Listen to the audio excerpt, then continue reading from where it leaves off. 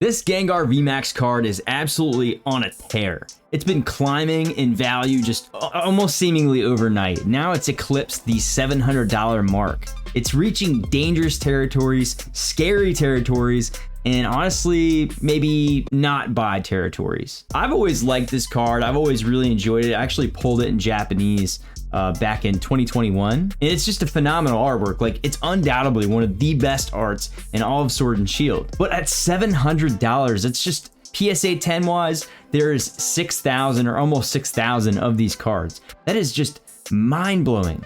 Mind-blowing. That there's $700 on the open market right now. Just to put that into perspective, like if you look at like Team Up, right? Booster box of Team Up is like a $2,000 box, you know, pushing $3,000 now at this point. And you look at the Magikarp Wailord alt art from that set, it's like a $500 card in a PSA 10. There's only 1,000 of them, or less than 1,000 of them. So it's crazy. Like, the populations of these big chase pulls in Sword and Shield are not correlating to the supply and demand, like the typical what you see from just supply and demand. It seems like as more and more are grading, as you know, because like every day these things just keep piling on, the price is still like, you know, trending upward. Like, the demand cannot be satisfied even though the supply is just, you know, coming out like crazy. So it's just a wild time to be in the hobby. Looking at these Sword and Shield alt arts like as a whole, I'm not really sure if I'm gonna be buying any of these. It might be a little while till I buy any, and maybe some of the cheaper ones you can kind of scoop up, like some of the lesser guys, but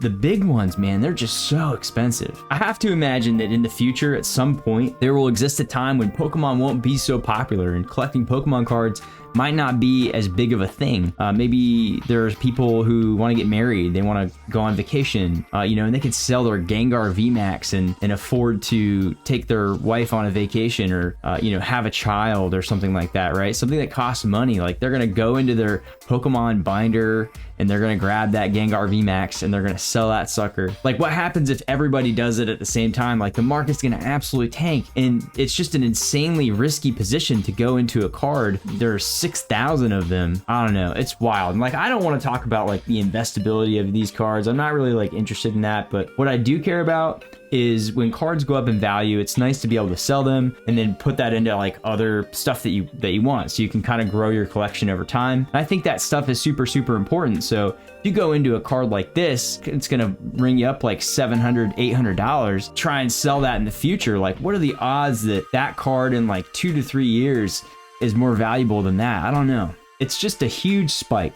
Obviously, people are going to do what they're going to do. And at the end of the day, that's really what it is. But there are other eras in this hobby that you can collect Pokemon cards from other eras in this hobby, and you can do really well and not spend that kind of money. Even for tens, like, that's wild. You guys tell me, are you buying alt arts from Sword and Shield right now, like these huge ones?